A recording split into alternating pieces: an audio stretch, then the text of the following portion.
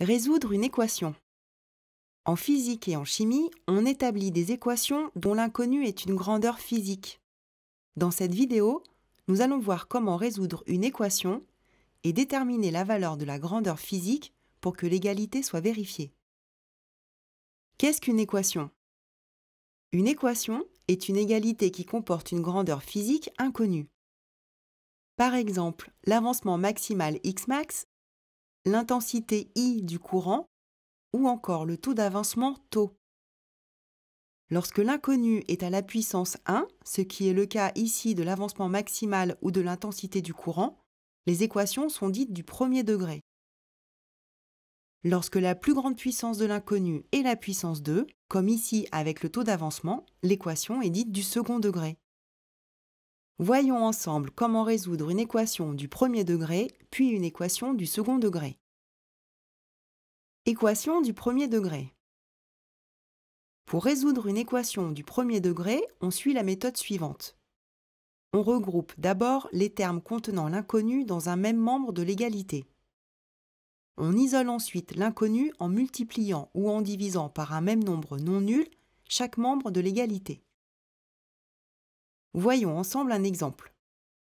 Au point de fonctionnement, l'intensité I du courant dans un circuit est telle que 6,0 plus 1,2 I égale 12 moins 3 I.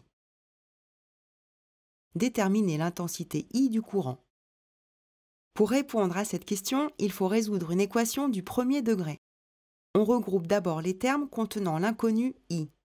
Pour regrouper les termes contenant I dans le premier membre, on ajoute 3i aux deux membres de l'égalité.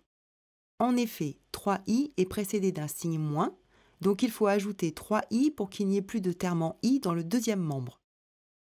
Si on avait voulu regrouper les termes en i dans le deuxième membre, on aurait retranché 1,2i aux deux membres de l'égalité. Dans le membre à droite de l'égalité, moins 3i plus 3i égale 0. L'équation s'écrit alors 6,0 plus 4,2i égale 12. On regroupe les termes sans inconnu dans le membre à droite de l'égalité en retranchant 6,0 à chaque membre. Moins 6,0 plus 6,0 égale 0. Donc après simplification, on obtient 4,2i égale 6,0. L'inconnu i est multiplié par 4,2, on l'isole en divisant par 4,2 chaque membre de l'égalité. On calcule i et on obtient i égale 1,4 ampères. C'est l'unique solution de cette équation. Équation du second degré. Pour résoudre une équation du second degré, on suit la méthode suivante. Si ce n'est pas déjà le cas, il faut d'abord écrire l'équation sous la forme ax au carré plus bx plus c égale 0, x étant l'inconnu. Cette écriture permet d'identifier les réels a, b et c. On peut alors calculer le discriminant delta égal à b carré moins 4ac. Selon son signe, on calcule la ou les solutions de l'équation.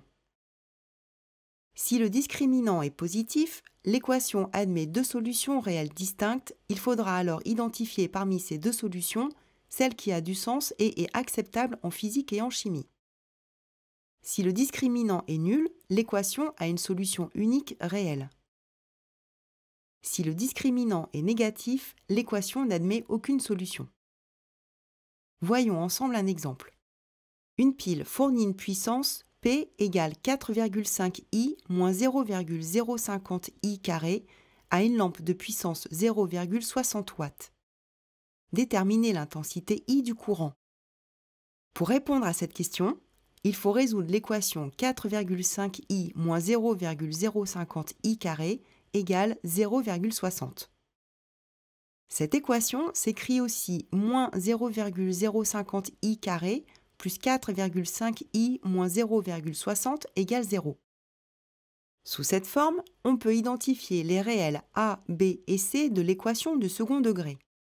A égale à moins 0,050, b égale à 4,5 et c égale à moins 0,60 de l'équation du second degré. On calcule le discriminant. Delta égale 20,13.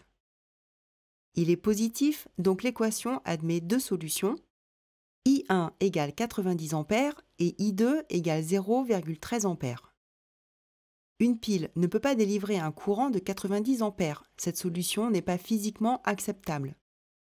La seule solution de cette équation qui a donc du sens en physique est 0,13 A. On a donc vu comment résoudre une équation.